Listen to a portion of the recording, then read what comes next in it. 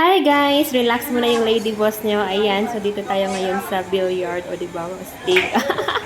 Ayan, nakashoot tayo ng isa dyan. O diba?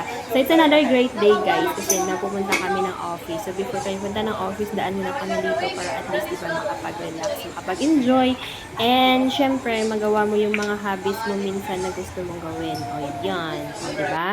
Yun, so ito yung nakaka-happy, di ba? One of the happiest fruit in the world. Pag ininom mo, ayan. So, ang sarap niyan, guys. Dragon fruit, di ba? So, pumunta kami pala ng IT Park, ayan. So, punta kami dito before kami dumaan. Pumunta ng office, dumaan kami dito. So, itutour ko kayo kung anong meron dito, guys. Siyempre, meron na namang food trip na mangyayari. Ayan, so ito yung Sugbo Mercado sa IT Park Cebu, o, di ba?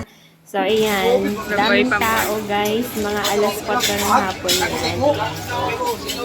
Ayan, daming tao dito kasi syempre napapalibutan siya ng call center. O, di ba? And syempre, mga offices, hindi lang call center guys, mga office dito sa Cebu. Ayan, and syempre, ang dami mong pagpipilian dito, iba't ibang cuisine. Ayan, kung nagtira na si Coach John. So, before kami kumain, tinapos muna namin yung paglalaro dito. Mga isang oras lang naman, at least, diba, nai-enjoy mo. Tapos, syempre, same ng banding ko, di ba? Ayun.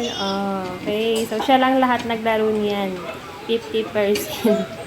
O, di ba? Ako yung tagakuha ng video. Ang ganda dito, guys. Tingnan niyo yung park. Ayan. So, pwede kayo mag-picnic dyan. Pwede kayo magdala ng mga snacks and chips and mga barkada niyo. Yan, dahil nagutom na kami, dito na kami kumain. So, nag-order lang kami ng beef, tsaka merong lasagna with rice. Ayan.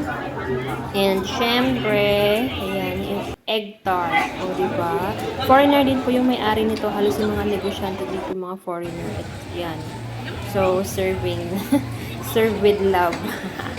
Ayan na yung tart natin. O, diba? Sarap niyan, guys. And, syempre, ito yung ayan, makikita nyo dyan sa ilalim ng puno. O, diba? Nakaka-relax. Dami nagpipiknik. So, yun lang guys, yung hapon namin. Thank you so much. I hope nag-enjoy kayo. Bye!